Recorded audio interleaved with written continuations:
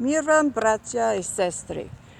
I had a dream last night I want to share because it was pretty significant. And the word serpent, the world serpent, I think it was about. There's 42 verses about the serpent in the Bible, 333 verses about a stone, and 259 verses about stones. So the dream I had goes like this. I was laying in bed and disturbed by this feeling of uneasiness, and then my mind was dreaming about world events and the upheaval and chaos of the world, and so much was going on at this moment that I almost didn't realize and wake up to the fact that in my dream, as I woke up from a dream, in my dream there was a serpent on the floor, and it had crept into the door of my house.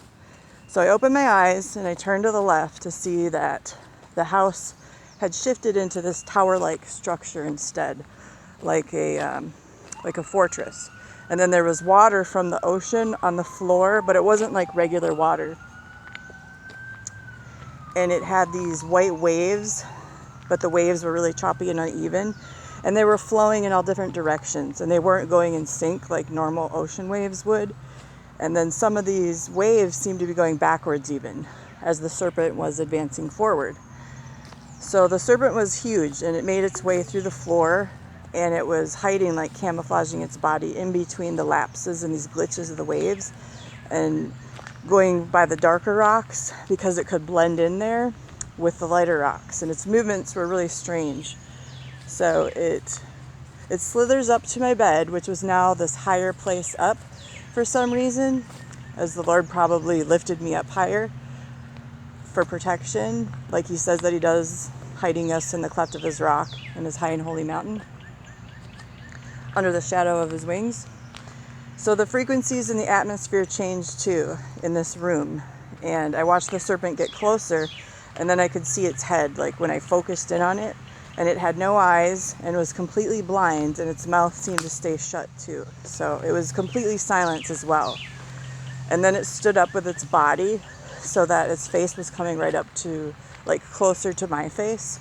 And then before it got closer to my face, there was a large, bright, shining stone that just came out of nowhere, and it came out from the right side of my head, like from behind the right side of my head. And I couldn't see anything else to my right except for the movement of the stone itself, and then it blocked my face. So in this moment, it was as if time had stopped. The snake came close to the surface of this large oval stone, kind of like a magnet, like it had to obey it and turn away from my face. And you could see the snake's solid state again, and its colors were more vivid. And then I went into... So as this rock blocked my face, it was light that came through and turned the attention from the snake off of me just into the rock. And it's like it almost touched its nose to this rock, this huge stone that was a really light stone that had light inside of it. And then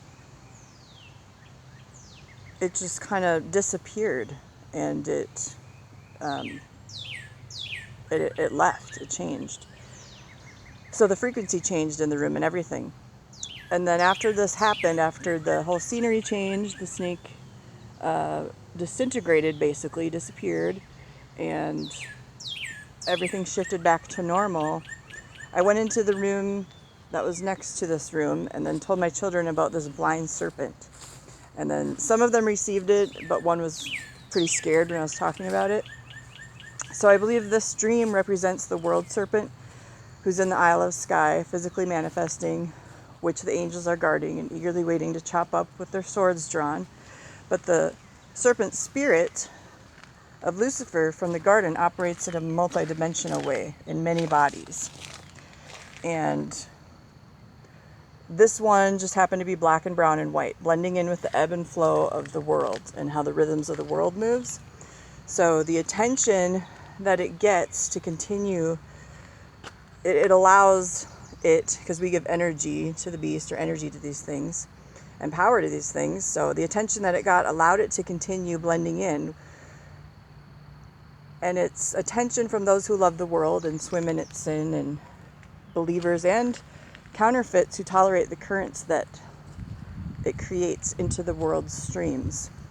Because its colors even seem to bleed into the waves themselves and camouflage in a mirage. But when you focused in, like had discernment, you could solidify the body of the serpent, the actual matter of the serpent, and what it was doing. So when people focus all of their attention on what the kingdom of darkness is doing, they fall short of the glory, and they don't listen to the captain of heaven's armies and let every thought be held captive through the mind of Christ. And then they don't focus on what heaven is doing and manifesting in the earth every day, and moving in the earth, and birthing in the earth. And all the miracles, outpourings, rescues, revivals, all of that's going on right now. And God's new economy that he wants to bring to the earth. All of these things. So when I saw the image coming at me, there was a moment of fear. But if I had given into that fear, I would have fell and sunk into the water with it and may have been lost in those waves. But I pushed the fear out of my mind and heart, and then spoke the word and my prayer language over the situation in my mind. And that's when the stone came in from the right side. So the stone represents the blood barrier and the dividing line between what belongs to the Father and what the enemy can't have. I've had other dreams and visions of God's protection where assassins are also blind and can't see me as they're sent out, or even smell me. So their senses are blinded. And then when God wraps his wings around you, like under Psalms 91, his promises are true. So Genesis 29 says, they roll the stone from the well's mouth and we water the sheep. As soon as the flocks were all collected round the well, the stone was removed, and all in their turn gave the sheep water. So Yahushua is also our good shepherd, and he has tender concern for his flock, and is the stone that the builders rejected, and where the government of Zion will be built upon, the house Bethel. And he's using us as living stones for this work. So when all the shepherds came together with their flocks, then like loving neighbors, they watered their flocks together. The law of kindness in the tongue has a commanding power. Proverbs 31:26. So also Jacob was civil to strangers, and he found them civil to him. And our speech is supposed to be seasoned with salt, as we're the salt of the earth. So I think there's a lot more to this dream in layers and interpretation, because the serpent originally lost its legs as the curse, but in my dream, it couldn't open its mouth in the end or stick out its forked tongue, like usually serpents do, and they wait until the end to attack. So as it butted against the stone that came out from the right side, it didn't see that coming. And then the stone was also representative of the door that we need to stay close to, as Yahushua is the door, waiting at that door, because he's the way, the truth, and the life. So then the snake, it kind of came in as like a thief in the night with its false light, and it prayed. And then I prayed in my prayer language to remove it. Other references to the stones are when Moshe struck the stone, living water poured out of that stone. People drank from it in the days of Mara, bitter waters. And Yahushua is also living water that flows from our bellies. So Mara also means bitter, like murmuring. They had the spirit of murmur among them. And the curses, I think, is also why the serpent's mouth was shut, and it couldn't speak anything into existence. So stones are usually associated with water as far as spiritual biblical references go. We drink from the well of Yahushua. It says the well of salvation, and draw water from there. And there's also many allusions to this in the Bible, with stones covering many wells and significant events, and the stone that brought the eternal morning to earth when it was rolled away by the angel's hands. Jacob also sets up a pillar that people poured water to drink from when he put up the stones for the 12 tribes of Israel. Genesis 49:24 says the Messiah is the shepherd of and the stone of Israel. Just like he suffered outside the gate, like our human conditions is suffering outside of the Holy of Holies. But he bridged that gap and made a way for us to enter the Holy of Holies now, so that we can seek and see God face to face one day. and his body will now house the temple of the New Jerusalem. Exodus 24:16 says, it shows the sapphire stones of the throne room, one layer of the sea of glass and fire, the real looking glass that angels see through, as all the time is displayed at once. Exodus 28:11 says, the children are more precious than gold, and their names shall be carved as a signet inlaid with precious gold. Exodus 28:21 says, the stones should be like a seal at times. And many times the children of God are his living stones that he references us to, and he will seal us in this building of the millennial reign as we bring heaven to earth in a way that's indescribable. So living stones and being sealed are also in conjunction together, because our new bodies and becoming the living stones, working effectively and actively as the living stones, will seal us into our new bodies. Deuteronomy 27:17 says, stones were used to place boundaries, just as God put a stone as a boundary between me and that serpent, between places not to be moved. And God also uses people to keep the ancient ways and to not remove these ancient boundaries that he established, his biblical truths. And not many presidents have fought for and protected these, except for a few. So 1 Peter 2:5 says, ye are living stones built upon a spiritual house, a holy priesthood, to offer up spiritual sacrifices acceptable to God by Yahushua. Exodus 28:12 says, the stones of the Urim and the Thummim were used to communicate with God. Basically, in the first quantum computer, the breastplate of chosen stones where God would output his answers and communications through. This also represents yes and no, and letting your yes be yes and your no be no. So don't have a divided mind, to be enmity against God, and stop being so indecisive. And he does communicate this way, not through the ephod, but now through the Torah codes and directly to our spirit in revelation and outpourings. So the stone can also represent truth, where nothing can stand in its way, like the serpent whose head we crushed. It can also be a memorial, and it's also used to represent the workmanship of the works of God in us, manifesting on the earth. So Joshua 4:6 also says it's used as a sign and a wonder, just like his prophets are used as a sign. Joshua 10:11 talks about God's storehouse of hailstones, and he says that we can't even imagine how big that storehouse of hailstones is once it's poured out, because once his bowls of wrath are full, he'll pour out his wrath at the due time. And it's represented as a passage, as the mouth of caves too. Joshua 10:22, it's representative of giant killers. And in the future, the living stones will be used in God's hand as titan killers for things chained in the earth, because he says nothing can take his children, his living stones, out of his hand.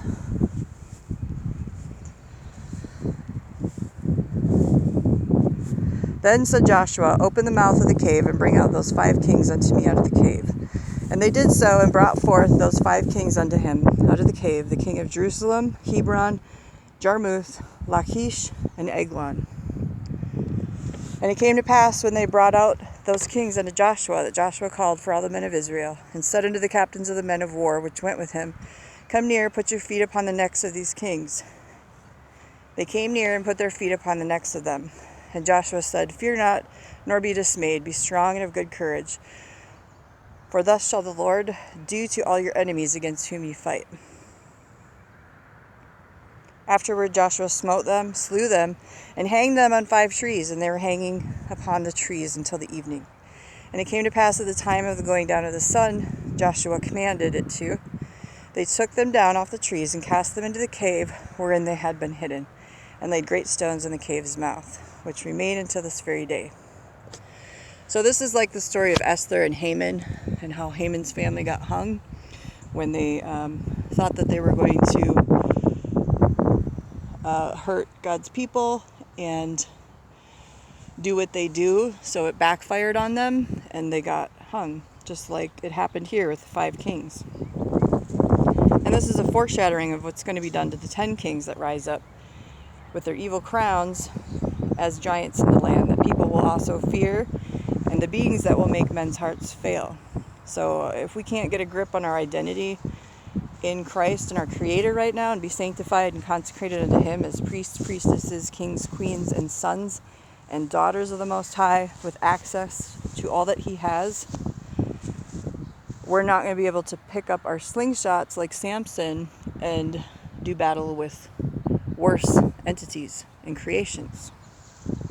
So some of us have battled in the kingdoms here, the unseen realms and the unseen wars, and survived, and have, because of surviving, tasted and seen the glory that's to come. And what's behind the stone that came out from behind the right side of my head in that dream, I haven't even begun to see the glory that's behind that. And it's as if we're just stepping up to that, line upon line, that godlyhood, precept upon precept, and being quickened in each glory to glory. And the only way to do that is to step into the realm of Jesus Christ and get your life cleaned up and get our star, mountains, archy, and realm cleaned up, activated and working in tandem with His realm. 2 Samuel 12:30 talks about precious stones and crowns, scepters, breastplates, and our crowns are even alive, like sentient intelligence fields of their own, because our spirit is wearing them, and our spirit is wearing garments and armor, and can always be exchanged for something better, because God gives good gifts to His children. And our crowns get cast before the King in heaven, where we're already seated in heavenly places when we're operating on the other side of the veil. So we're always exchanging our ashes for beauty every day if we allow Him to refine us and bring us closer to Him in our presence, in that submission and letting go of all the things that we need to here, this earthly bondage and earthly cares. So even the thrones have voices, because the mountain of angels that are thrones are all declaring and speaking His glory. So walking in the way, being a follower of the way, is far more supernatural in its actuality than what a lot of people know. And Christianity has locked the body out of a lot of the redemptive work that needs to be done, sadly.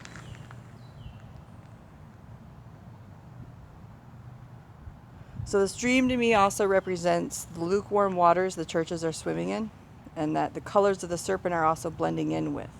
Deuteronomy 9:10 says we need to come into agreement if we're seeking God's heart, so we can make our hearts perfect in His heart of fire.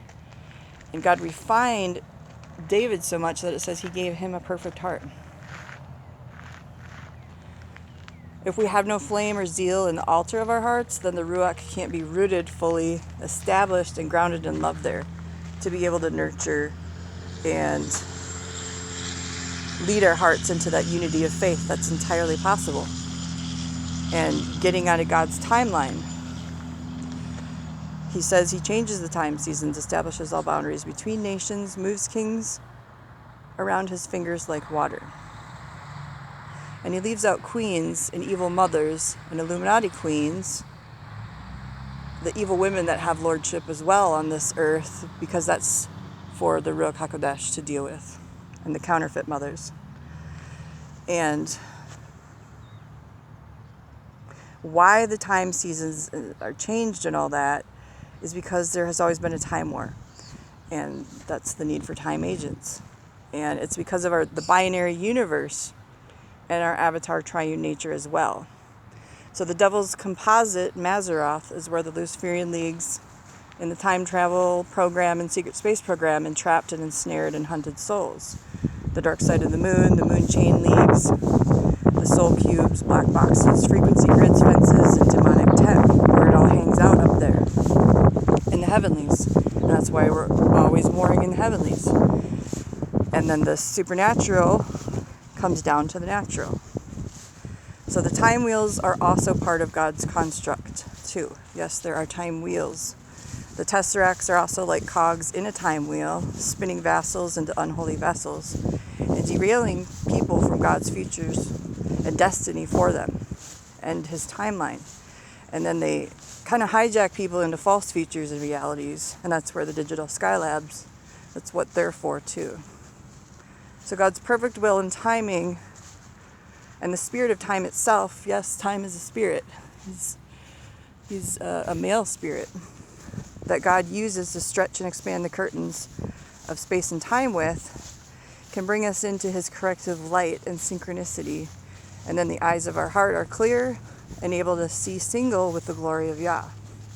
And the devil can't change our hearts then, once our spirits and souls meet in the heart space to filter out the emotional processing of all that comprises what it is to be human. And then that's conjoined into like a stargate, as we each are a star. And our stars need healing, because Yahushua is the bright and morning star, and always has been the brightest of all stars in the universe. Deuteronomy 24:6 says, "Do not take a pair of millstones, not even the upper one, as security for a debt, because that would be taking a person's livelihood as security. For this would be pledging one's life." Another reference to the living stones. And also in Matthew 24:41, 2 women will be grinding at the mill, one will be taken and the other left. Stones being translated, which will happen to the bride, as living stones. As God will move his people where he wants them to and establish his system for us to live here when the Antichrist system is set up so that we can overcome. He's not just going to leave us hanging. The stones were on the ephod for the breastplate of righteousness. Lucifer also had precious stones, which are portrayed in some Marvel movies, and have to do with the planet Chiron, that was split in two. So, the stones were on the ephod for the breastplate of righteousness, part of our spiritual armor to refine stones going through the refiner's fire. Deuteronomy 23:1. Stones were also used in rituals and rites. And this is why the occult and Mormons in their temples give you a stone and a new name, because we will be living stones and will be given a new name. Everything will be given a new name as it's perfected, completed, fulfilled, and made new at the end of the ages. To cash out basically the end of the ages and all iniquity flushed out, all evil flushed out, all that's going to happen at that moment. The Bible also talks about one stone not touching another, which will not be torn down. All the stars and realms that compose the blood-bought body of Yahushua, grafted in like vines into him, into his tree of life, will each have their own place in him. And there's boundaries of realms and ancient boundaries that he's established with all his living creations. Leviticus 14:40 says, "Stones also showed the plague of leprosy as it grew on people's houses that were full of toxic gossip," which goes back to taming of the tongue and being accountable for every idle word we say. They also represent crushing and grinding, as Yahushua was crushed in the winepress, in which giant stones were used to crush the grapes. Deuteronomy 8 talks about his provision. Remember him. He gave them lands full of wheat, barley, vines, fig trees, pomegranates, a land of olive oil, honey, land where people ate food without scarcity, where they lacked nothing, a land whose rocks were iron and whose hills were ready to be mined for copper. So he's all the provision that we've ever needed. When you eat and are satisfied, you're to bless the Lord your God for the good land that he's given you. Didn't he already break the gates of iron in the earth? Yes, he did. And he wants to give us the wealth of the nations that's stored up for the just in this wealth transference, because he's already prepared a table for us in the presence of our enemies, with the inladen golden names already set, the chairs with his children's names on them, just like he made sure back in the olden times that the children of the 12 tribes' names were also inlaid in stone that had gold in it, because we're precious to him. So how do we counter the children of the devil? By taking our inheritance by violence. They take it by violence and force. By claiming our inheritance and standing in it and letting his spirit lead the way to life abundantly. A life that's free from the cares of this world, and a life that's no longer captive. So we can fulfill that great commission and set the captives free. Deuteronomy 4:28. By serving our first love and loving Him first, loving and serving others, upon which all the other commandments hang upon, our framework starts to grow fruit from that point. So our lives are pleasing and a sweet fragrance to the throne room. And then prayers get answered, bowls get filled and dumped out on the earth. And the incense arises. So people have gotten it backwards, and instead of stewarding nature, praying for earth, the Stokians, the kingdoms of the earth, they worshipped it instead and then forgot the Lord. So the recursion of the cycle of the curse eats away at man's nature, to a point where God even said He'll forget their children because they forgot Him. They served creations, they mistook for God's face instead of seeking His face in kingdom governance and stewardship and all the things that He was trying to teach them and draw them into. And there ye shall serve gods, the work of men's hands, wood and stone, which neither see nor hear nor eat nor smell. So God showed me in my dream that many others were the enemies. Okay, how do I word this?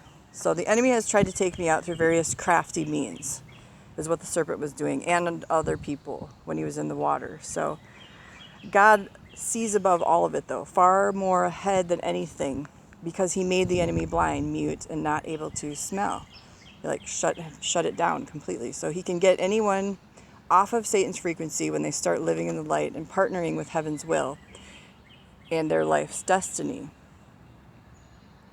And then stepping into and fulfilling their own scroll each day, what's written in their book of life for them. And there's wonder-working power in the blood and the dew of every fresh morning, because God talks about the latter and the former rain and the dew and the rest of the Holy Scriptures. And the dew is also an allusion to the dew of resurrection. And that's a whole other topic, an angelic duty that's in Enoch too, and a substance from heaven. So when we live by faith, we exchange that faith for the substances of heaven, because we'll no longer need faith one day and just have the substance itself. So don't fear the movements of the serpent, because he's supposed to be under our feet, just like the king's necks should be under our feet too, and the oppression of their authority, which is the authority of the kingdom of darkness, that should already be below us. And those who are swayed by every whim and doctrine, by the tree of knowledge of good and evil, they'll remain lost if their spirits don't step forward and take charge. So I'm here to tell you that God's love has no end, because He says we can't even fathom the depth, the width, or the height of it, the volume of its measure. And the way He measures man is something that's out of this world and reserved for the courts of heaven. So we have to stop measuring each other by earthly means. And what we can do is petition Him with all supplications and in genuineness. And He meets us where we are. And He gives us clean hands, a pure heart, a clear mind, a sane mind. And He takes our burdens and any weight of this world off our shoulders. And He processes all cases for us from the accuser. And His blood is what speaks a better word for us, and stamps it with His blood, with our new name, our new creation on the cover, and the words chosen and redeemed are replaced instead of the accusing words that are brought before Him every day, because He's the great interceder, He's the great intercessor between heaven and earth. So when the serpent goes fishing in the waters of our past, making friends with and loving the world at the same time, we have to separate ourselves and be set apart from that. And we have the right to put a sign there that says there's no entry when we get inclinations and accusations in our mind against us, or thoughts, and anything that would create a hindrance from operating in kingdom authority. And we have the power to shut that down. And the Lord says He's close to the brokenhearted, because He wants to heal us and set our contrite spirits straight, and He won't turn away those two things. Because when we bring real repentance to Him, pieces of our brokenness to Him, it's an offering that He'll never turn away. And He helped me put all my pieces back together and find the rest of them. Even your soul, your spirit parts, your fragments, all of those things can be brought back into divine right alignment with your Most High will and His will. And He's standing at the door interceding for the children of men to do this work right now, to answer our prayers, to release those angels over regions, over territories, over our life situation.